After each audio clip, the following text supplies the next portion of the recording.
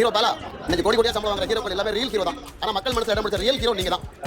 இவரு இப்படி ஒரு பிட்ட போட்டுட்டு அதுக்கப்புறம் என்ன கேள்வி கேட்கிறாருன்னா, உங்களை ரிஜெக்ட் பண்ண அந்த 50 ஹீரோயின்ஸ்ல ஒரு 5 பேர் பேரை மட்டும் சொல்லுங்கன்றாரு. அதுக்கு நம்ம பாலா என்ன பண்றாரு, ரொம்ப நாகரிகமா அது சொல்றது சரியா இருக்காதுன்னா அதே மாதிரி அவங்க மேல எந்த தப்புமே கிடையாதுன்னு சொல்றாரு. அதுக்கு இந்த ரிப்போர்ட்டர் என்ன கேக்குறாருன்னா, இல்ல நீங்க படத்தை வந்து சரியா எடுக்காம ஒரு கான்ட்ரோவர்சியை கிரியேட் பண்றதுக்காக இந்த மாதிரி சொல்லிட்டு இருக்கீங்களான்னு கேக்குறாரு. அதுக்கு நம்ம கேபி பாலா என்ன சொல்லியிருக்காருன்னா, இல்லன்னா நாங்க அந்த மீனிங்ல எல்லாம் சொல்லல, உங்களுக்கு அப்படி தோணி இருந்துச்சுன்னா கண்டிப்பா சாரின்னு சொல்லியிருக்காரு. நான் என்ன கேக்குறேன்னா, மக்களுக்காக இவ்வளவு நல்லது செய்யற ஒரு மனுஷன் தேவையில்லாம மக்களை ஏமாத்துறதுக்கு ஃபேக்கா இப்படி ஒரு கான்ட்ரோவர்சி எப்படி கிரியேட் பண்ணுவாரு? இதெல்லாம் விட கடைசி அந்த ரிப்போர்ட்டர் என்ன சொல்றாருன்னு பாருங்களேன்.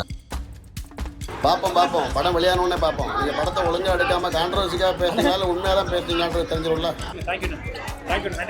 இதுவே வேற ஏதாச்சும் ஒரு ஹீரோனா இவர் இந்த அளவுக்கு நெக்கலா பேசி இருப்பாரா? பாலா ரொம்ப ஹம்பிளான ஆளு, எல்லாருக்கும் ரொம்ப மரியாதை கொடுக்கக்கூடிய ஒரு மனுஷன்றதுனால இஷ்டத்துக்கு வாய்க்கு வந்த மாதிரி எல்லாம் பேசிட்டு இருக்காரு.